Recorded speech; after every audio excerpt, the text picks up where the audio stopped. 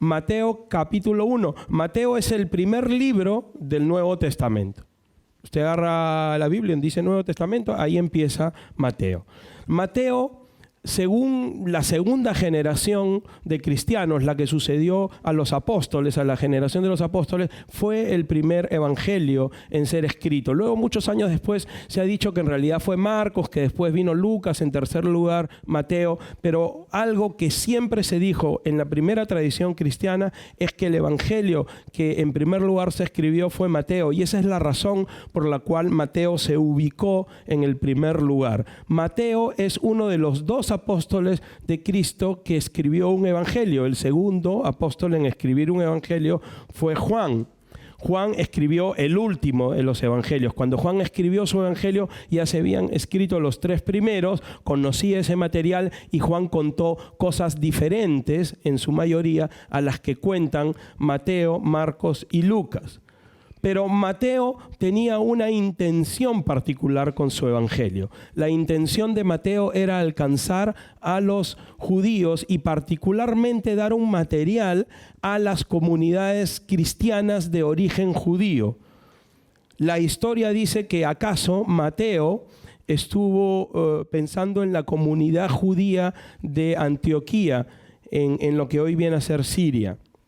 Y entonces el objetivo de Mateo es establecer que Jesús es el Mesías prometido en el Antiguo Testamento. Y por eso vamos a encontrar permanentemente en Mateo referencias al Antiguo Testamento. A cada rato Mateo va a decir esto sucedió o esto se dijo, esto pasó para que se cumpliese lo que señaló el profeta tal o el profeta cual en tal parte. Y entonces lo que Mateo quiere establecer es que Jesucristo es el Mesías. Le quiere decir a los cristianos judíos, miren, su fe está fundamentada en lo que se ha enseñado y lo que Dios ha dicho en el Antiguo Testamento. Y Mateo además compone un evangelio que es sumamente rico, es el más largo de los cuatro, que no solamente incluye las acciones de Jesús, los milagros de Jesús, algún relato sobre el nacimiento de Jesús, no tan amplio como el de Lucas, pero algún relato que lo vamos a ver la próxima semana, algunas parábolas, algunas de las cuales no están en Lucas, pero sobre todo incluye 4 enseñanzas muy importantes, 4 grandes sermones de Jesús. Es como que Mateo toma acción de Jesús y de repente se detiene y lo pone a Jesús a enseñar. La primera de esas enseñanzas es el famoso Sermón del Monte. Está en los capítulos 5 y 6 de Mateo. Entonces ahí está el Sermón del Monte, es la primera gran enseñanza de Jesús. Después va avanzando, hay acción y nos encontramos con el capítulo 10 de Mateo, en el que Jesús va a mandar a sus discípulos a cumplir una misión a los 12 y les da una enseñanza que es la misión de los 12, que es la misión de los misioneros, digamos, para decirlo en términos contemporáneos. Luego sigue la acción de Jesús y llegamos al capítulo 13. Y en el capítulo 13 vuelve Jesús a enseñar y da las parábolas del reino. Entre ellas la parábola del sembrador que he aludido en mi oración inicial. Algunas de esas parábolas las interpreta Jesús, otras no. Esas son unos retos de interpretación bien interesantes, las que no interpreta Jesús. Pero tiene que ver con el reino de los cielos. Dicho sea de paso, la frase reino de los cielos aparece unas 32 veces en el Evangelio de Mateo, porque eso es un tema muy importante en el Antiguo Testamento, el establecimiento del reino. Esperaban los judíos a un Mesías y que ese Mesías estableciera el reino. Los judíos del tiempo de Jesús establecían un Mesías político y un reino político. Pero vino un Mesías que no era político, que vino como siervo, que vino a morir en la cruz y cuyo reino terrenal se establecerá en el milenio, después de su segunda venida. Bueno, y llegamos al capítulo 24, luego del 13 que están estas parábolas, hay acción, hay otras parábolas, otras enseñanzas, diálogos, hay en el capítulo 23 una fuerte diatriba, un fuerte discurso contra, eso que es una diatriba, contra los fariseos y saduceos y escribas e intérpretes de la ley, los religiosos de la época de Jesús, los que ostentaban el poder religioso, en el capítulo 23. Léanlo. Dice cosas fuertes. raza de víboras, sepulcros blanqueados, hipócritas, de ahí para arriba. O sea que esa idea de que Jesús era medio melindroso es absolutamente falsa. Si con alguien fue duro, fue directo, descarnado, sin anestesia, fue con los religiosos de su tiempo. Y eso está en el capítulo 23. Y en el capítulo 24 está el último gran sermón, que es el conocido sermón del Monte de los Olivos, porque lo da ahí, que es el sermón de los últimos tiempos. Capítulo 24, capítulo 25. Y en el capítulo 28 termina Mateo dando la gran comisión. Id por las naciones haciendo discípulos, enseñándoles las cosas que yo les he enseñado a ustedes. Yo estoy aquí, yo tengo potestad, a mí me ha sido dado potestad sobre todo lo que hay. Y yo estaré con ustedes hasta el fin de los tiempos. Y ahí acaba Mateo. Esto es así un vuelo con ultraligero por todo el Evangelio. Mateo, ¿quién era Mateo? Mateo fue un publicano. Mateo fue un recaudador de impuestos. Y eso, en tiempos de Jesús, era ser un traidor. Era un judío que trabajaba para los romanos, que cobraba impuestos para los romanos y se quedaba con el vuelto, y bastante. Y entonces los odiaban a los publicanos. En el Nuevo Testamento aparecen dos con nombre propio, Mateo uno y Zaqueo otro. A ambos llama Jesús, a ambos transforma Jesús. Pero uno de ellos se convierte en su apóstol, en uno de los 12, que es Mateo, también llamado Leví, hijo de Alfeo, dice el Nuevo Testamento. Y es interesante porque Mateo experimenta una conversión, experimenta un cambio fundamental en su vida. Deja la mesa de cobrar impuestos, deja el rol de trabajar para el invasor romano, deja el rol de ser ladrón de cuello y corbata, diríamos hoy, pero en ese tiempo sería una sotana fina, y pasa a ser seguidor de Cristo.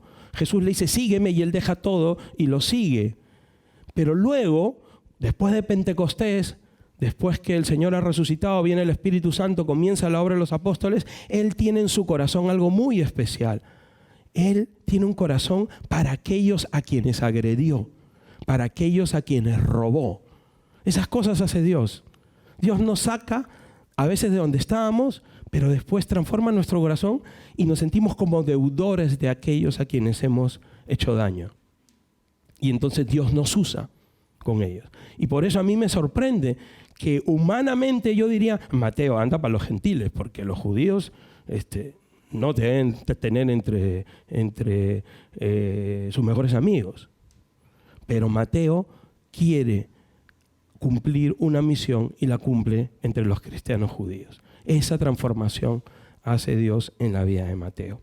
Y bueno, como Mateo está interesado en los judíos, esta genealogía que vamos a hablar hoy día, que son los primeros 17 versículos del capítulo 1 de Mateo, están orientados a establecer quién es Jesús desde el punto de vista de su condición de Mesías. Por eso hace dos cosas importantes en esta genealogía. En el primer versículo nos establece libro de la genealogía de Jesucristo, que es hijo de David, hijo de Abraham. Esa es una de las primeras cosas que la voy a explicar en un segundito.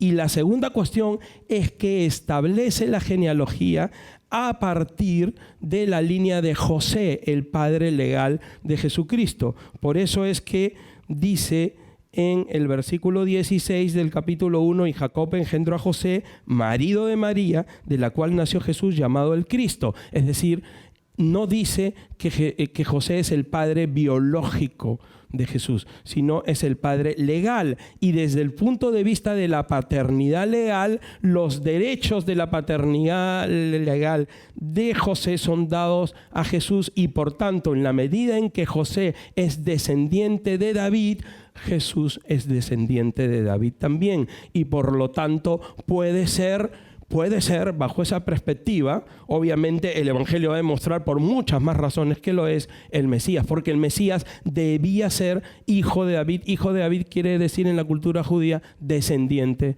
de David. ¿Ok? Ahora, es interesante, esta genealogía tiene muchísimas cosas interesantes que no vamos a ver hoy. Simplemente algunas las voy a mencionar con la intención de dejarla sentada ahí y viendo que en algún momento se pueden profundizar. Hoy no voy a profundizar eso. Pero, por ejemplo, miren bien, aquí dice en el versículo 11, Josías engendró a Jeconías y a sus hermanos en el tiempo de la deportación a Babilonia. Recuerden que la nación de Judá fue llevada al cautiverio por los babilonios. Eso está contado, lo tienen contado en los Reyes, lo tienen contado en Crónicas, pero fundamentalmente en tiempos del profeta Jeremías. Y Dios maldice a la generación de Jeconías y dice que no va a haber rey descendiente de él en el trono.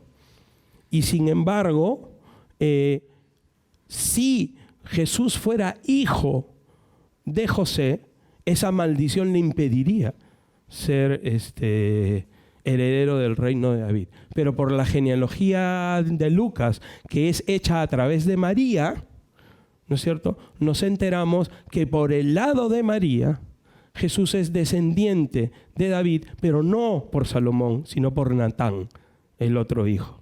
Entonces hay este tipo de detalles que están presentes en esta genealogía que uno pudiera estudiar y profundizar. Hay otros detalles importantes como personajes interesantes, la figura de Judá, uno de los 12 hijos de Jacob, que no es precisamente el más piadoso, que no es precisamente el más santo, que no es precisamente el más ejemplar, y que Dios elige para que a través de la tribu de Judá venga el Mesías. Les recomiendo leer el capítulo 49 de Génesis, en el cual Jacob bendice a cada uno de sus hijos y profetiza quién es Judá y qué rol va a cumplir, y dice que Judá es cachorro de león, pero Jesús es el león de Judá, de la tribu de Judá, como dice el libro de Apocalipsis, y profetiza cosas que se cumplen en Jesús. Ese es un tema interesante para profundizar. Hay figuras interesantísimas aquí para profundizar. Por ejemplo, reyes que fueron buenos y reyes que fueron malos. Ezequías, un buen rey. Manasés, un rey terrible, terrible, terrible, pero que al final de su vida se arrepiente. O Josías, un rey bueno que descubrió, porque estaba empolvado y perdido, el libro de la ley en la nación de Judá. Hacía generaciones que no se leía y no se practicaba la Pascua, y practica la Pascua después de mucho tiempo. Hay una serie de personajes interesantes acá, pero yo me voy a centrar únicamente en 5 mujeres. En 5 mujeres. ¿Por qué? Porque esta genealogía es sorprendente. Porque siendo una genealogía contada para judíos, aparecen 5 mujeres mencionadas con nombre propio. Y eso es sorprendente. Es excepcional, porque en una sociedad y en una cultura patriarcal como era la judía, no aparecían las mujeres en la genealogía. Ustedes ven las genealogías de Génesis, las de Crónicas, cualquiera que quieran, y no van a encontrar. Por ahí que se menciona una hija, pero no se menciona una madre. La relación es del padre al hijo, del padre al hijo, del padre al hijo. Y aquí hay 5 mujeres que son mencionadas. De esas 5 mujeres, por lo menos 3 no son judías, sino son gentiles. De esas 5 mujeres, por lo menos 3 han tenido una vida dudosa. No son personajes que uno incluiría si uno quisiera hacer una genealogía que dejara al personaje bien parado, como diciendo, viene de una prosapia de verdad, viene de una generación que es estimable. Todo lo contrario, son los personajes que uno escamotearía, que no mencionaría. Pero la Biblia los menciona por alguna razón que vamos a ver. Y entonces el primer personaje femenino que encontramos está en el versículo 3. Dice, Judá engendró engendró de Tamar a Fares y a Sara, y así. Dice, Judá engendró de Tamar. Tamar es una mujer. Es la primera que se menciona. Ha podido no mencionarlo, pero la menciona. ¿Por qué la menciona? Su historia está en el capítulo 38 de Génesis. No lo vamos a leer por completo, se los voy a resumir. Judá, uno de los 12 hijos de Jacob, se había apartado de sus hermanos, dice la Biblia, y se fue a vivir en una tierra de paganos. Se casó con una mujer cananea y tuvo 3 hijos, Onam y un tercero que se me escapa el nombre en estos momentos. Pero tuvo Sela, tuvo estos 3 hijos, Onam y Sela. Se casa con una mujer cananea también que se llama Tamar. Desagrada su vida a los ojos de Dios, dice la Biblia, y muere. Y por la ley del levirato, es decir, aquella que decía que si tu hermano moría sin tener descendencia, tú siendo hermano debías darle descendencia, es decir, casarte con la viuda, el segundo hijo, que se llama Onam, se casa con Tamar. Pero Onam no le quiere dar descendencia a su hermano, muerto. Y entonces cuenta la Biblia que cada vez que se llegaba a Tamar, vertía en tierra.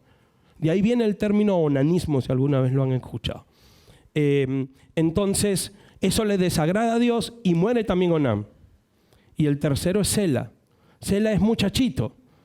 Y Judá, que dice a Tamar, mira, está todavía muy joven, está muy tierno todavía. No sé si pensó está muy tierno para que se muera, ¿no? Pero dijo, está muy tierno todavía, tú ponte tu ropa de viuda, anda a la casa de tu papá, ya te aviso, no nos llames, nosotros te llamamos, ¿no?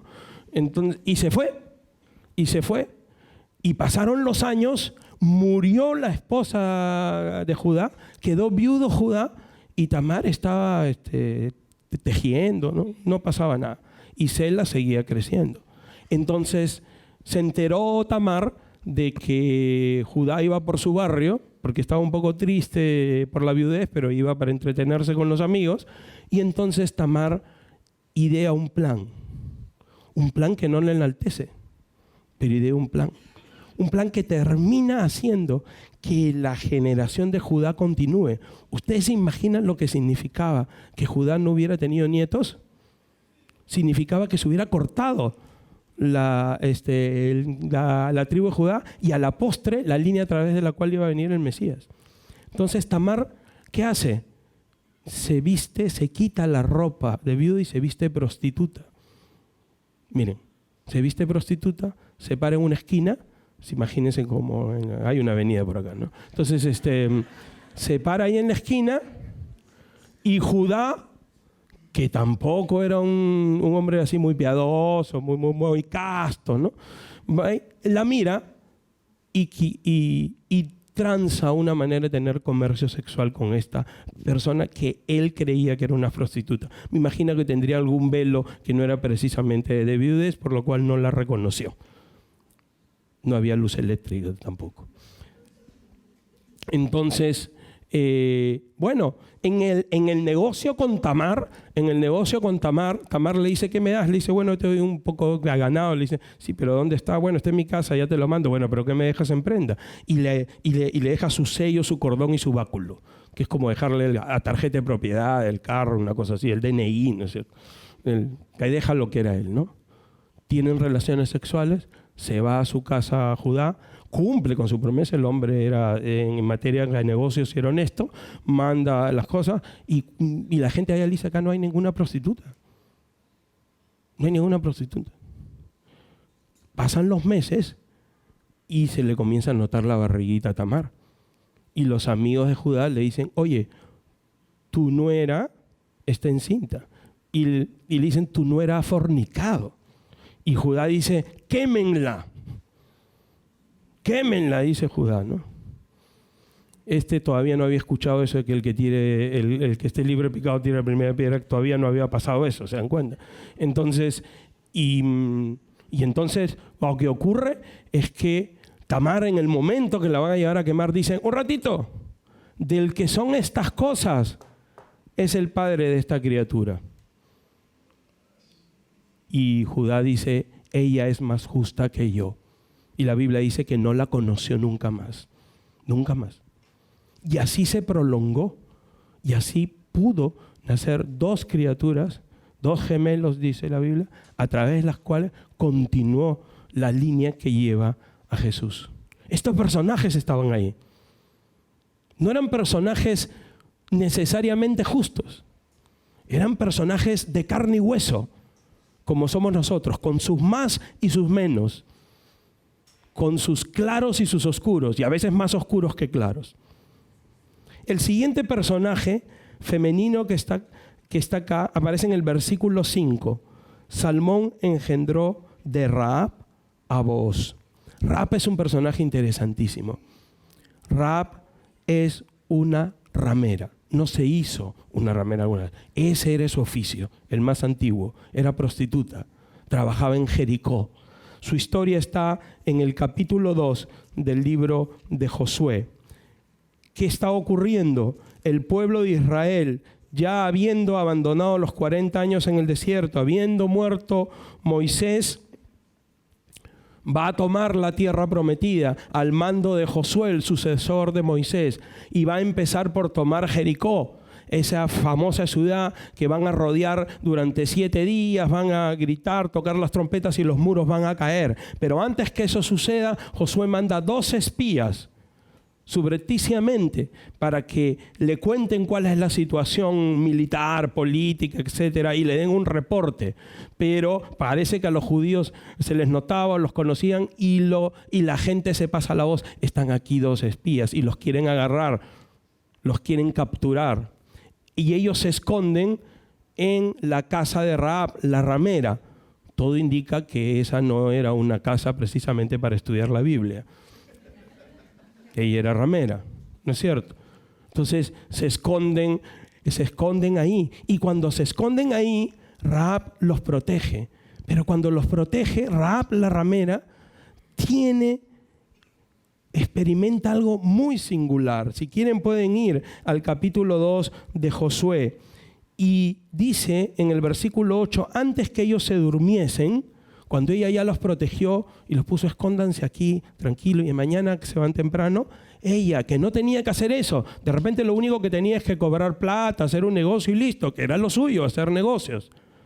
Pero ella se acerca y dice, antes que se durmiese, ella subió al terrado y les dijo, sé que el Señor os ha dado esta tierra, porque el temor de nosotros, de ustedes, ha caído sobre nosotros, y todos los moradores del país ya han desmayado por causa de ustedes. Porque hemos oído que el Señor hizo secar las aguas del Mar Rojo delante de ustedes cuando salieron de Egipto, y que han hecho a los 2 reyes de los amorreos que estaban al otro lado del Jordán, a Sehón y a Og, a los cuales habéis destruido. Oyendo esto, ha desmayado nuestro corazón, ni ha quedado más aliento en hombre alguno por causa de ustedes, porque el Señor su Dios es Dios arriba en los cielos y abajo en la tierra. Y Rahab, esta prostituta, reconoce quién es Dios. Es impresionante. A mí siempre me impresionan estos personajes, que no son los personajes buenos, no son los buenos de la historia, son los malos de la historia, que en un momento, desde su indignidad, reconocen quién es Dios. Les ruego pues ahora que me juren por el Señor, que como ha hecho misericordia con ustedes, así harán con ustedes con la casa de mi Padre, de la cual me darán una señal segura. Pide misericordia. Lo primero que pasa cuando una persona tiene una experiencia con Dios es que conoce quién es Dios y quién es uno. Las 2 cosas suceden casi al mismo tiempo. Se da cuenta de qué está hecho uno, cuál es tu indignidad, cuál es tu bancarrota espiritual, cuál es tu miseria espiritual, cuán paupérrimo eres espiritualmente, cuán incapaz eres de salvarte, cuán injusto eres y cuán justo y cuán misericordioso es Dios. Y después les dice, y que salvaréis la vida a mi padre y a mi madre. Pide salvación. Reconoce quién es Dios, pide misericordia y pide salvación. Y lo que estos espías le dicen a Rahab, le dicen, no hay problema. Mira, tú vas a poner una señal en tu ventana. Y le dan la señal, un cordón de grana. Eso se ve en el versículo 18. Y ese cordón de grana lo tienes que tener ahí. Cuando nosotros vengamos a atacar Jericó, vamos a ver el cordón de grana y vas a salvarte. Y todos los que estén en tu casa. Pero si tú quitas el cordón de grana, nosotros estamos libres de esta promesa. Y morirás como va a morir el resto. Grana es un color rojo intenso.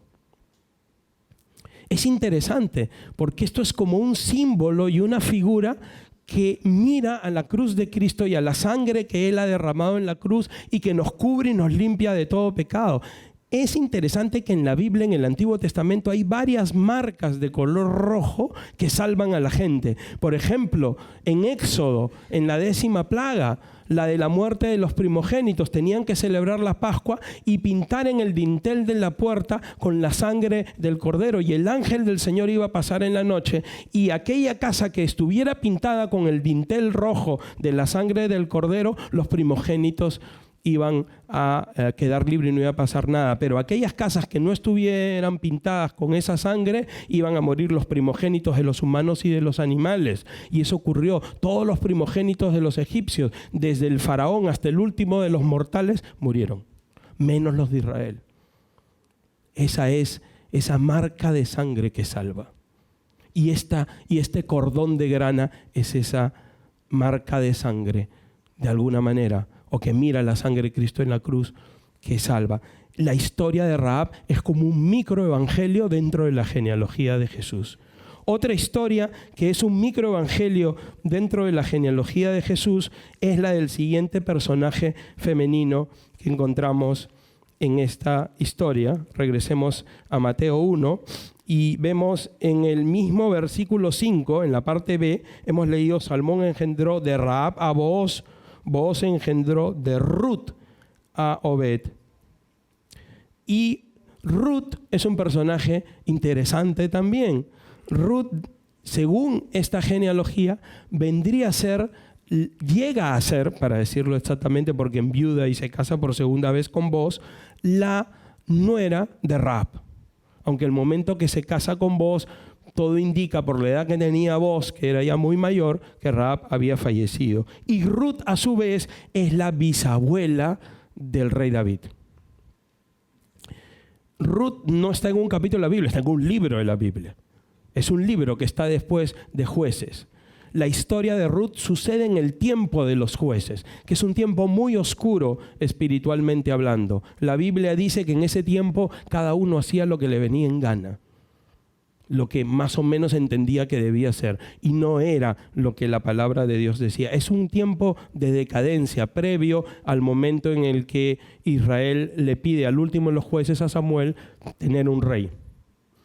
Y es el tiempo posterior ya a la muerte de la generación de Josué que toma la tierra prometida. Es un tiempo de mucha oscuridad. El libro de Jueces, cuando uno lo lee, da mucha pena, porque ve como un pueblo que tuvo la palabra de Dios y que vio a Dios obrar en la vida de todos ellos y en esa nación se fue apartando y entrando en gran decadencia.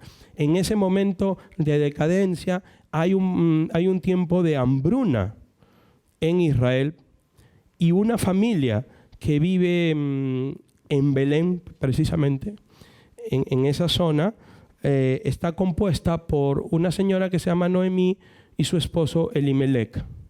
Y ellos, ante la hambruna, deciden migrar. Vamos a buscar un lugar donde nos pueda ir mejor. Y deciden ir a Moab. Y esto forma parte de la decadencia espiritual, que ellos decidan ir a Moab. Vamos a decir qué es Moab para que entendamos muy bien. Moab es un pueblo que desciende de un personaje muy oscuro. Para eso, para saber quién es, tenemos que regresar al Génesis y recordar a un personaje que se llama Lot. Lot y su mujer son salvados de la destrucción de Sodoma y Gomorra con 2 hijas. Cuando salen de Sodoma y Gomorra, recordarán ustedes que la mujer de Lot muere porque contra la recomendación de los ángeles mira hacia atrás y se convierte en estatua de sal. Así que llegan a unos montes para protegerse de esa destrucción de Sodoma y Gomorra, Lot y sus 2 hijas. Pero una noche, las 2 hijas que habían sido criadas aparentemente bajo la moralidad de Sodoma y Gomorra, que no era precisamente muy recomendable, cuando están ahí, se dicen entre ellas: oye, mira, acá el único hombre que hay en estos cerros es nuestro padre. Así que si no hacemos algo, nos vamos a quedar sin generaciones. Y deciden emborrachar a su padre, alternativamente una noche uno, una noche el otro, y acostarse con él. Y cometen incesto.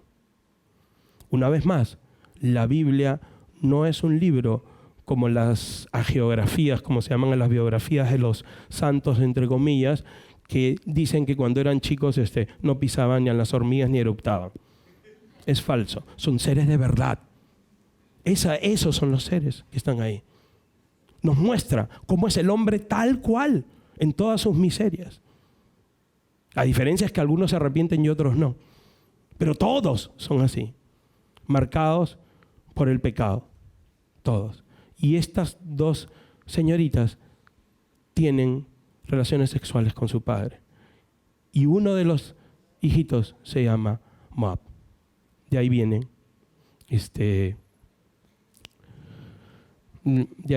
los moabitas.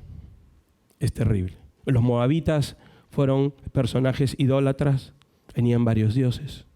Cuando Israel estaba camino al desierto, un rey moabita, camino en el desierto, un rey moabita contrató a una especie de adivino que se llama Balaam, para que profetizara y maldijera al pueblo de Israel. Balaam no lo pudo hacer porque Dios se lo impidió. Entonces, pero Balaam, que no pudo nunca decir un oráculo contra Israel, porque cada vez que hablaba Dios le torcía lo que iba a decir y se convertía en bendición, y el rey moabita le decía, oye, pero que te estoy pagando para que los maldigas y mira que le estás dando un poema. Entonces al final Balaam cuenta la Biblia en otra parte que Balaam le dijo, mira, yo no lo puedo maldecir, pero te doy una recomendación. Mándale a alguna de tus señoritas.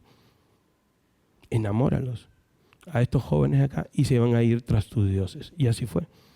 Eso hizo. Por lo cual, la Biblia dice en Deuteronomio 23 que Dios estableció que ningún moabita entrara en la congregación de los hijos de Israel. Miren esa ley. Porque no prestaron ayuda a los israelitas en su paso por el desierto, y al contrario, quisieron ser piedra de tropiezo y contrataron a Balaam para que los maldijera. Eso dice Deuteronomio 23. Y a ese lugar va Noemí y Elimelec. A ese lugar van. Llegan ahí, tienen 2 hijos, les va peor, muere Elimelec, ¿no es cierto? Los 2 hijos se casan con 2 moabitas. El menor de ellos, curiosamente, se llama Malón. No es que sea muy malo, tenía H intermedia, ¿no? Pero así se llamaba. Y ese Malón se casa con una moabita que se llama Ruth. Y entonces se mueren los 2 hijos también. Les va peor. Se muere primero el esposo de Noemí, se mueren los 2 hijos y quedan las 2 moabitas con Noemí, judía, viudas. Y están en una situación muy difícil porque una mujer sola tenía una situación muy difícil en esa época. Entonces, Noemí dice, vamos a regresar. Me he enterado que las cosas están yendo mejor en Israel y vamos a regresar para allá. Y comienzan a caminar, comienzan a irse de Moab a Israel, a lo que vendría a ser la tierra de Canaán. Y entonces Noemí entra en razón y dice, oye, pero un momentito, yo no tengo cómo cargar con ustedes 2. Si ustedes quieren, pueden quedarse en la casa de sus padres. Ustedes tienen ahí su familia, no tienen una obligación de venir. Yo soy judía, pero ustedes no. Y entonces una de las nueras, que no es Ruth, dice, ok, está bien, y se queda. Y Ruth le dice, capítulo 1, versículo 16 de Ruth, no me ruegues que te deje y me aparte de ti, porque a donde quiera que tú fueres, iré yo, y donde quiera que viviereis, viviré. Y escuchen esto, tu pueblo será mi pueblo, y tu Dios, mi Dios. Qué impresionante. La moabita, la descendiente de un incesto, la que creció en un pueblo idólatra, que combatió a Israel, que puso piedra de tropiezo a Israel, que hizo todo lo posible por apartarlo del Dios verdadero, se convierte al Dios verdadero. Conoce al Señor, le entrega su vida, le dice, tu Dios es mi Dios, no estos dioses falsos. Y no es que se estaba yendo a un lugar especialmente atractivo, no sabía que se estaba yendo. Pero para ella no era una migración, para ella era una migración del alma. Y por eso es que, si bien es cierto, la ley dice que una moabita no entrará en la congregación de a Dios por lo que hicieron, Dios es un Dios de gracia siempre. Es mentira que en el Antiguo Testamento Dios no era un Dios de gracia. Claro que lo era y la prueba lo estamos viendo. Dios siempre atiende y acoge a un corazón contrito y humillado. Y Ruth llega porque quiere seguir al Dios verdadero, llega a la tierra de Israel. Ahí se enteran que hay un pariente ya mayor, pero el único pariente que existe de la línea de su esposo, en este caso Angelimelec, ¿no es cierto?, el esposo de Noemí, que se llama Booz, que es un hombre próspero, que tiene tierras. Y para hacerlo breve, Booz redime a Ruth y se casa con ella. Booz, nuevamente, usando la ley del levirato, es el único pariente vivo. Esta es una mujer viuda, sin hijos, Ruth, y él ejerce el derecho de poderle dar descendencia. Y esto es una gran figura de lo que es el Evangelio, porque Booz es como Cristo que redime a Ruth.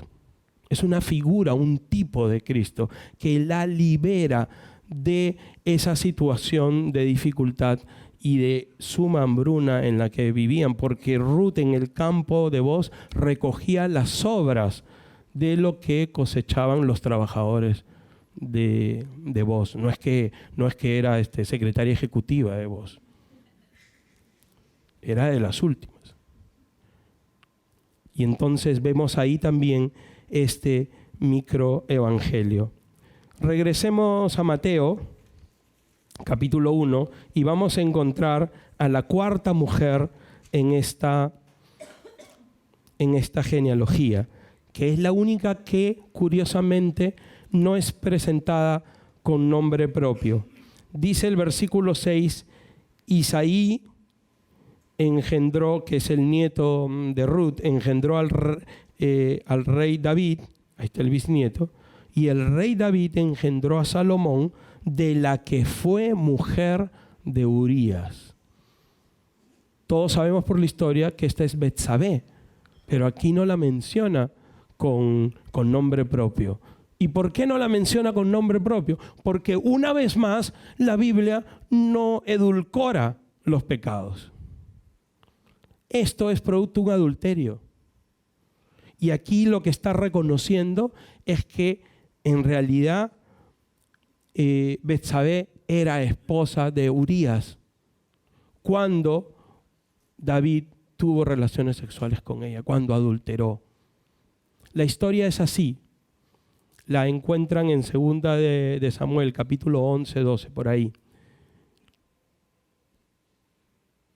David no fue a la guerra como solían ir los reyes con sus ejércitos. David se aburguesó. David entró en esa zona de confort tan peligrosa que dijo, bueno, yo me quedo, ya el asunto está ganado, que ellos peleen. Y se quedó en palacio. Es peligroso, ¿eh? Aquí hago un paréntesis. Esto nos puede ocurrir en la vida cristiana. Nos puede ocurrir que nos aburguesemos. Nos puede ocurrir que no sigamos buscando al Señor. Bueno, sí, es cierto que yo fui como Ruth, es cierto que yo fui como Rahab, es cierto que yo fui como Tamar. Dios me salvó un día, Dios me cambió. Bueno, ya, ok, ya estoy bien. Pedro dice que si no añadimos a la fe virtud, a la virtud paciencia, etcétera, está en el primer capítulo de 2 de Pedro, y permanecemos ociosos y sin fruto, llega el momento que olvidamos la purificación de nuestros antiguos pecados. Dice eso. Eso nos puede ocurrir. Ojo, Pablo dice, el que piense que esté firme, mire que no caiga. Entonces, debemos ser sabios. Debemos no entrar en esta zona de confort porque entramos en una zona de sumo riesgo. Y eso le pasó a David. David se quedó, no fue a pelear y se quedó en palacio. Y para mala suerte de David, tenía una vecina, que era la esposa de Urías, que tenía unas costumbres un poco relajadas porque se le ocurría bañarse en la terraza. ¿Se imaginan ustedes eso? Y el rey David salió y la vio bañándose y no es que se dio vuelta, ¿no? La mandó llamar. No quiero hacer bromas de doble sentido. La mandó a llamar. Y tuvo relaciones sexuales con ella. Y pasó lo que sigue pasando a través de los siglos. Betsabé le tocó la puerta a David y le dijo: rey, estoy encinta. Y entonces a David no se le ocurrió mejor idea que mandar llamar al esposo, que era su general, Urías, eteo, hitita, que había sumado a su ejército y que él era fiel. Lo llamó del frente de batalla urdiendo un plan así de telenovela. Ven acá. Le dijo, habló 4 cosas sin importancia y le dijo: anda a tu casa. ¿Y cuál era el plan de David? Urías va a dormir con su mujer y cuando ella dé a luz, nadie va a pedir prueba de ADN. Eso fue lo que pensó David. Estoy hablando en términos contemporáneos. Es cierto que en ese tiempo no había prueba de ADN. Va a ser hijo del marido. ¿De quién va a ser, no? Nadie va a desconfiar de David porque nadie sabe, dijo David, ¿no? Iluso él. Entonces llegó Urías, pero Urías no era como David. Urías no estaba en la zona de confort de David, no estaba en el aburguesamiento de David. Entonces Urías llegó y al día siguiente, cuando David pregunta: ¿y cómo le fue a Urías? No, en todo el tiempo ha estado acá en el palacio. ¿Cómo no ha ido donde su mujer? Y lo manda a llamar: pero Urías, yo te he dicho que vayas a tu casa. ¿Cómo voy a ir a estar con mi mujer mientras mis soldados están peleando en la batalla? Era un hombre moralmente más íntegro que el propio rey. Entonces, plan B, lo voy a emborrachar. Y con alcohol encima va a ir a dormir con su mujer. Hace lo mismo y sucede igual. No va. Plan C, lo manda a matar. Lo manda con una nota, así de frío, así de calculador. Le pone una nota en la mano y dice: lleva este recado. Y en ese recado dice: pongan Urías en la primera línea de batalla. O sea, mátenlo. Ese era David. ¿Cuánto se había apartado el autor de los Salmos, el que había visto la mano de Dios venciendo a Goliat? ¿Cuánto se había apartado su corazón de Dios, que para ocultar un pecado de esa naturaleza y salvar su honor y quedar bien parado en la historia, había sido capaz de hacer estas cosas? Pero Dios lo ve todo y manda al profeta Natán. Esa escena es extraordinaria. La historia que le cuenta a Natán, cómo le revela el pecado, se lo recomiendo que lo lean. No la voy a contar ahora para dejarlos con la intriga. Léanlo. Algo tienen que leer, está ahí. Pero el hecho es que Natán es de telenovela, es así como para corte comercial. El diálogo es extraordinario.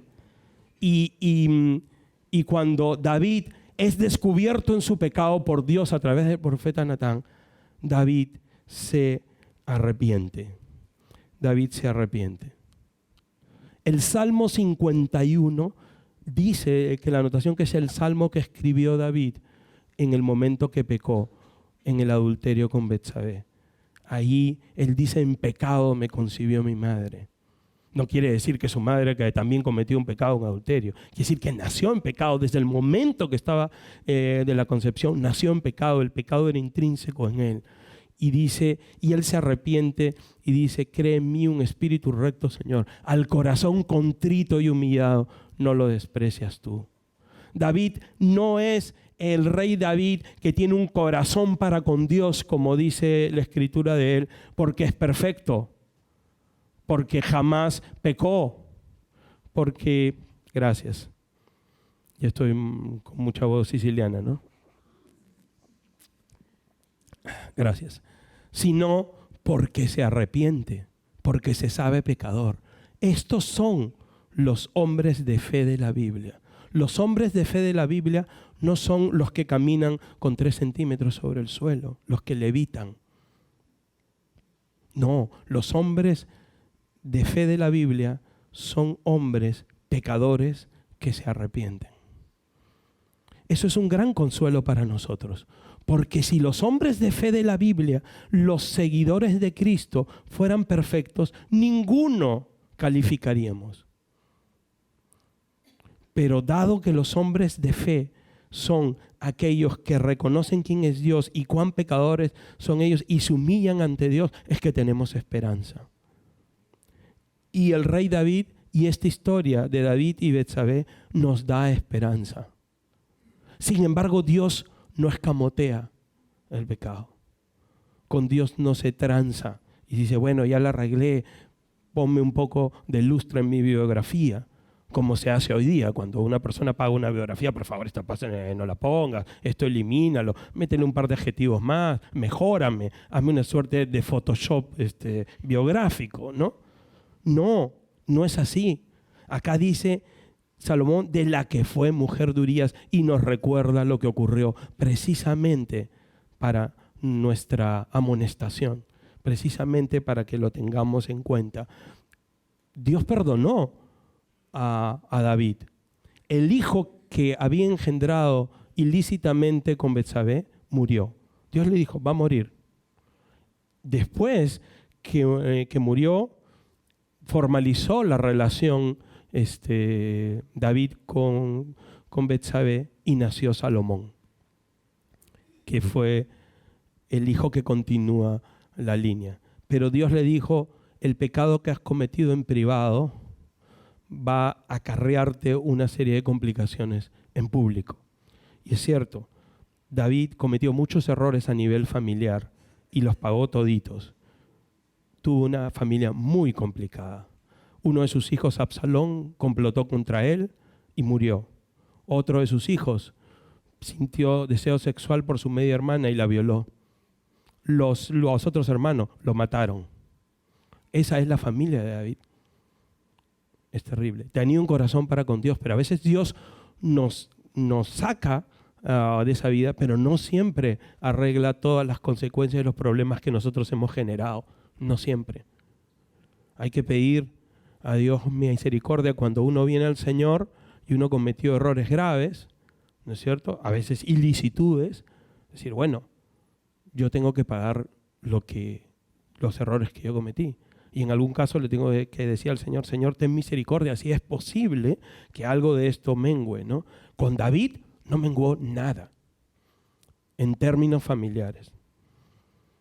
Pero así y todo, Dios le prometió a David un reino que sería eterno, un reino que no tendría fin, que dijo que sería de su descendiente. En Salomón hubo paz, en Salomón fue un reino muy próspero, pero terminó, y Salomón terminó mal hacia el final de sus días. Cuando Jesús vino, no había un rey de la casa de David reinando. Herodes no era un rey de la casa de David, ni siquiera era judío, era un rey usurpador. Los romanos tenían el poder. No ha habido hasta entonces alguien descendiente de David en el trono de Israel. Si quisiéramos estirar el concepto y decir que la nación moderna de Israel es el trono de David, no lo es. ¿Quién cumple el que el reino de David sea eterno? Jesucristo. El reino de Jesús es eterno espiritualmente hablando y será un reino real después de su segunda venida. Por eso es que Mateo dice que él es hijo de David y también hijo de Abraham, porque la promesa de la tierra y de la simiente a través de la cual es bendita todas las naciones, son benditas todas las naciones de la tierra, es Jesucristo y se cumple en Jesucristo. La quinta y última mujer está en el versículo 16. Hacemos un salto generacional de varias generaciones en esta genealogía y nos encontramos con María. Y Jacob engendró a José, marido de María, de la cual nació Jesús, llamado el Cristo. María es un ejemplo interesante. ¿Por qué razón? Porque hasta este momento, he venido hablando de personajes que tienen un pasado complicado, ¿no es cierto? Por las cosas que hacen.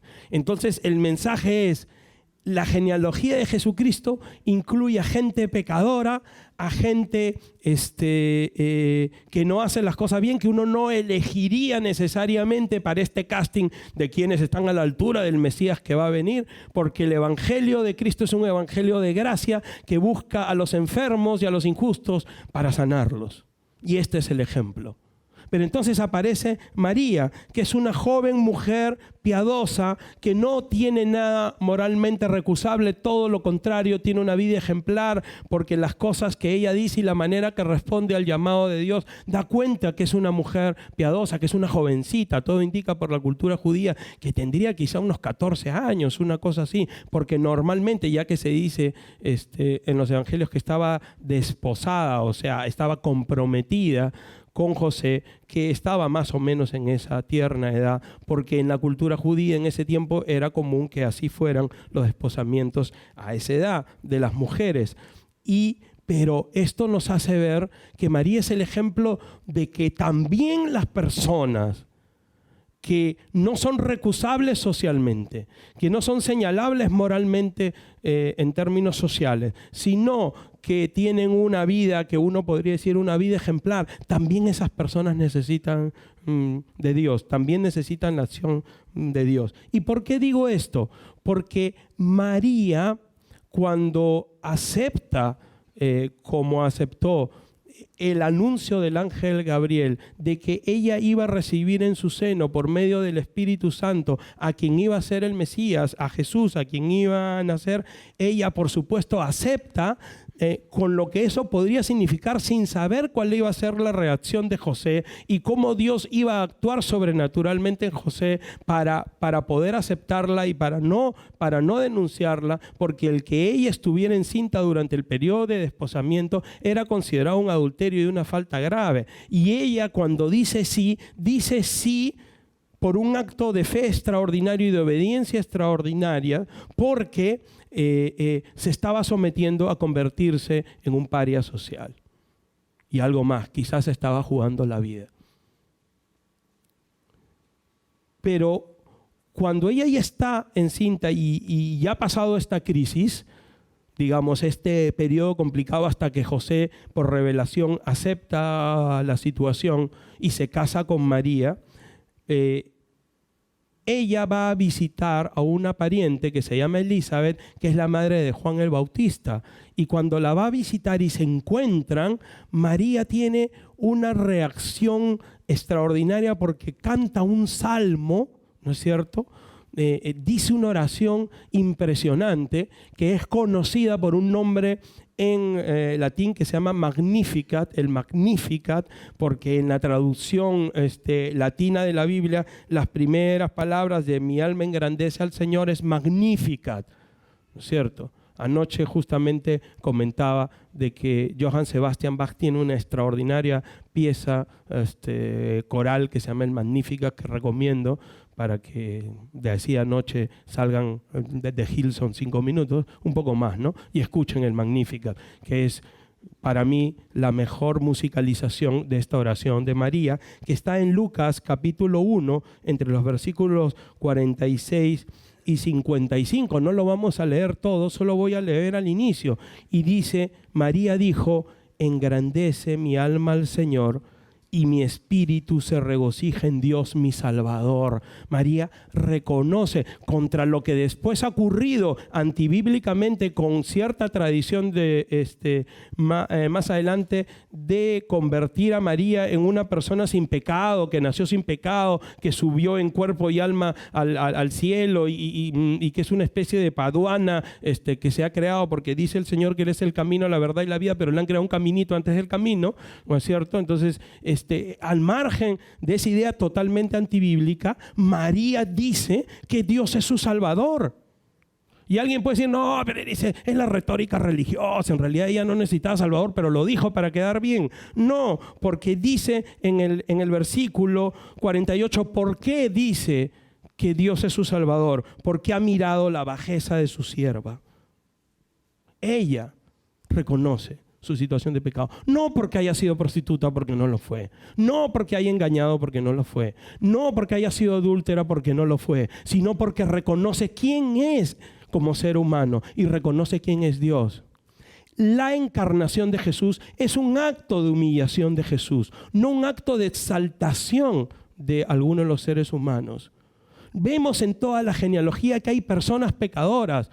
Jesús no iba a decir, mira, yo te acepto a Rahab, a Ruth, te acepto a Tamar, te acepto a Betsabé porque están lejos, pero donde yo voy a nacer tiene que ser perfecto. No es así, porque Filipenses capítulo 2 dice claramente que cuál es la encarnación de Jesús. Dice, hablando de Cristo Jesús, el cual siendo en forma de Dios, no estimó el ser igual a Dios como cosa que aferrarse, sino que se despojó a sí mismo, tomando forma de siervo, hecho semejante a los hombres, y estando en la condición de hombre, se humilló a sí mismo, haciéndose obediente hasta la muerte y muerte de cruz. La encarnación de Jesús es un acto de humillación extremo.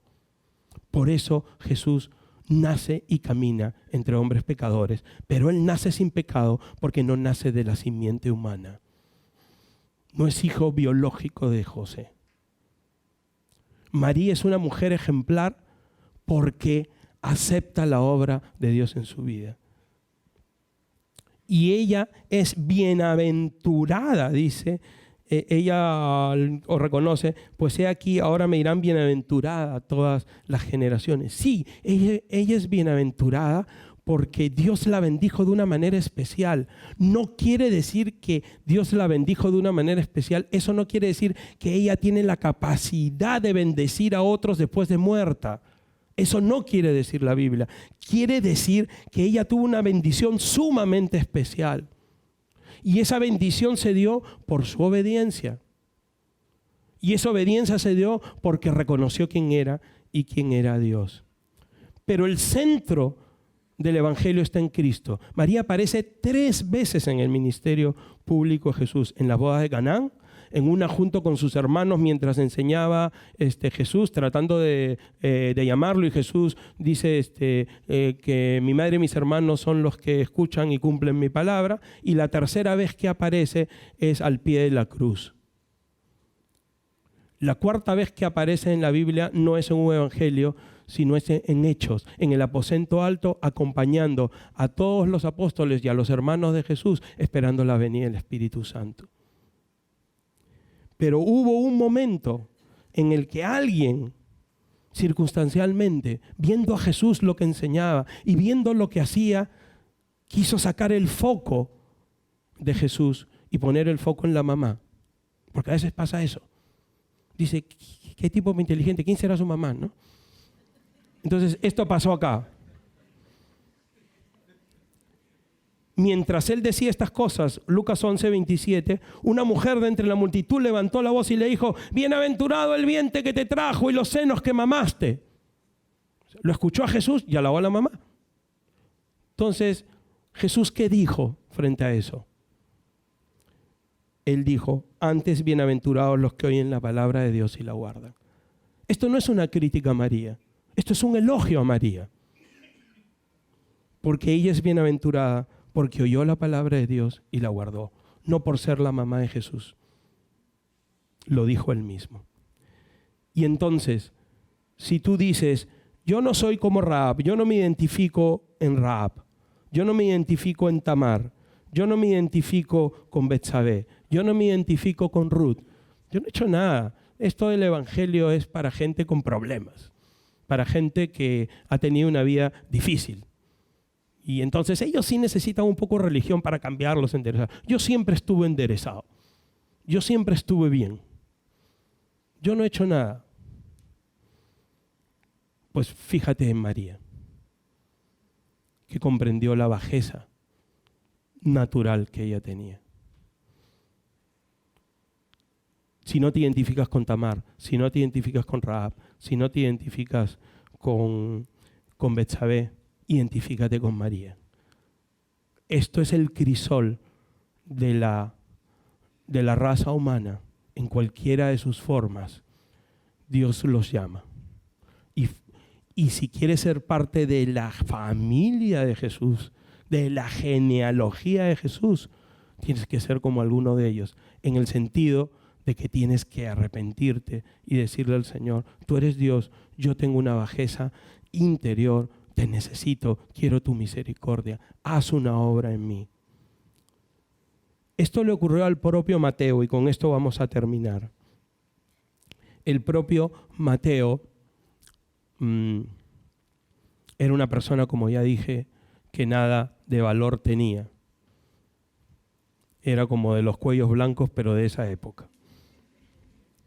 Y en el capítulo 9, versículo 9 de su evangelio, hasta el 13, relata la historia de su llamado. No vamos a entrar a profundidad ahí porque en su momento se estudiará eso.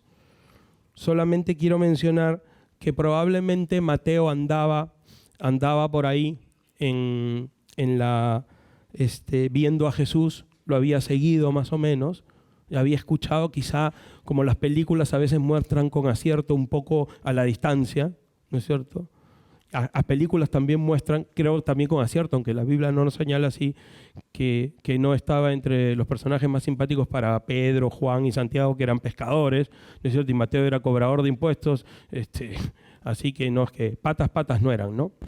Entonces, y por ahí andaba, y en un momento seguramente Jesús ya lo miró y le dijo, sígueme.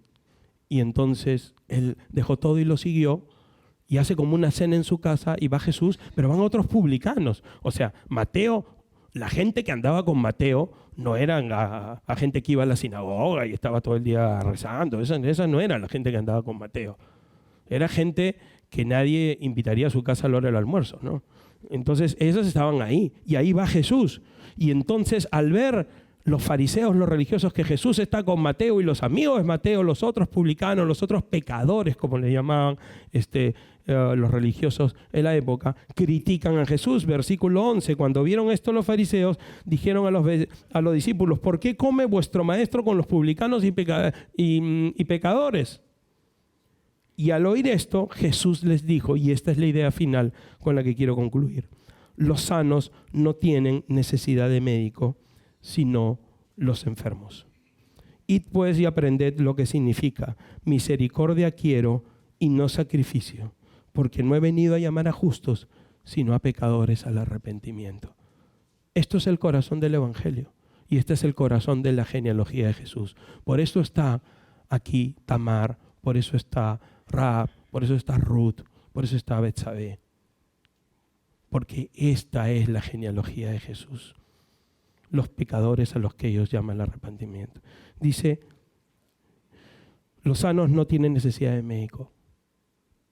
¿Alguien está sano? Nadie. Pero algunos se creen sanos. Y pasan de Jesús. No lo reciben.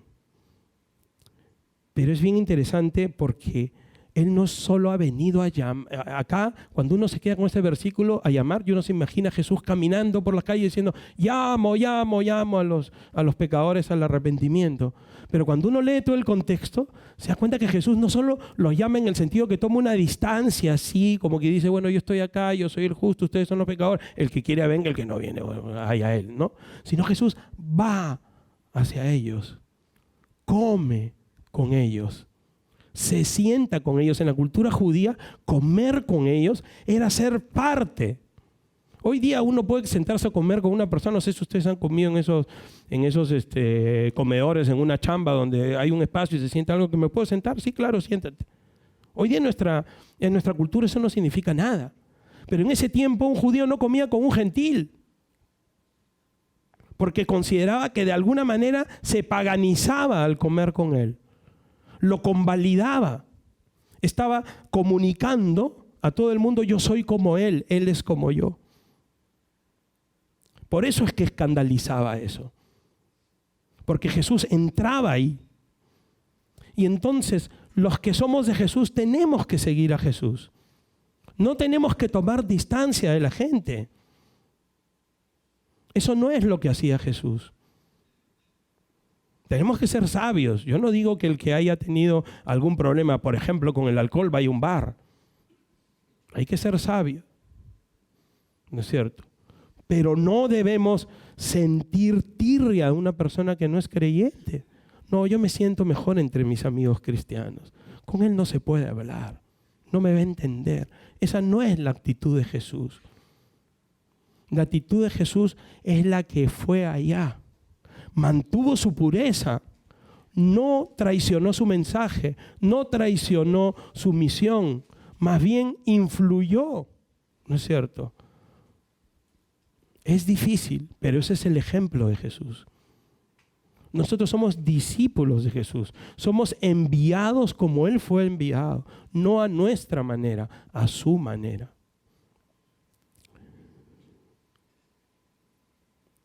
Que el Señor es un Dios de misericordia. Misericordia quiero y no sacrificio. Porque no he venido a llamar a justos, sino a pecadores al arrepentimiento. Arrepentimiento es cambio de mente. Cambio de cosmovisión. Hacia donde iba tu vida, ya no va hacia ahí, va hacia el otro lado. Tu vida no iba hacia Dios, ahora va hacia Dios. Eso es arrepentirse. No es remordimiento, es un cambio de vida. De eso vamos a hablar en la subsiguiente semana cuando veamos el ministerio de Juan el Bautista. Por ahora quedémonos con esta idea, que la genealogía de Jesús es la genealogía de los que han sido salvados gracias a su gracia. Porque la ley vino por Moisés, pero la gracia vino por nuestro Señor Jesucristo. Y gracia sobre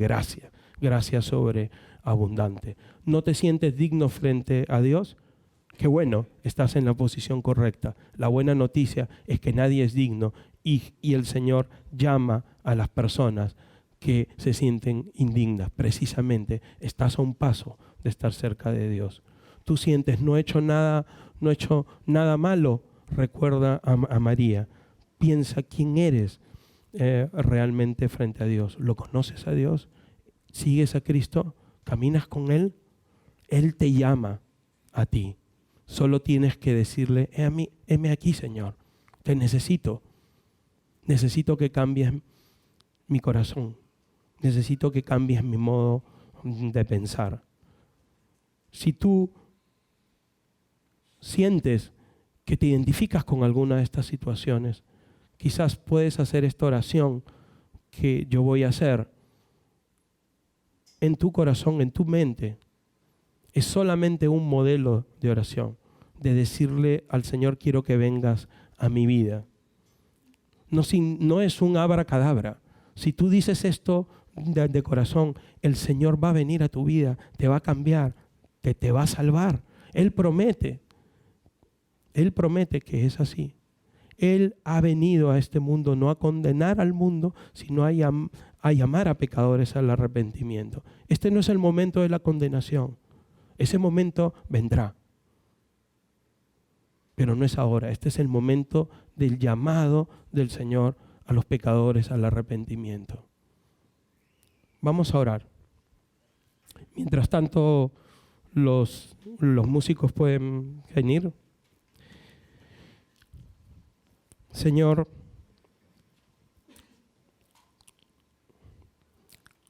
yo he caminado muchos años lejos de ti, lo reconozco, pero necesito de ti. Necesito que tú vengas a mi vida, que cambies mi modo de pensar, mi modo de ser, Señor, y que me acerques a ti, que me salves. Señor, reconozco que necesito de ti, que soy pecador. Digo como María que hay bajeza en mi ser, pero al mismo tiempo digo como Ruth que tú eres mi Dios. Digo como Rahab, quiero tu misericordia, quiero tu salvación. Señor, actúa de esa manera en mí. Sálvame, Señor. Déjame conocerte. Quiero conocerte. Señor, te doy gracias porque tú respondes esta oración, Señor. Y estoy seguro que quien la haya hecho de corazón por primera vez en su vida, tú vas a venir a Él y hacer morada en su corazón, Señor. Gracias porque tú eres fiel. Gracias por la vida de estos personajes que nos dan consuelo porque son tan imperfectos como nosotros. Y gracias porque tú viniste a llamar a personajes así, Señor. Gracias porque tú salvas al impío, como dice tu palabra. Gracias, Señor, por eso, por tu misericordia, por tu gracia. Bendito eres tú. En el nombre de Cristo Jesús. Amén.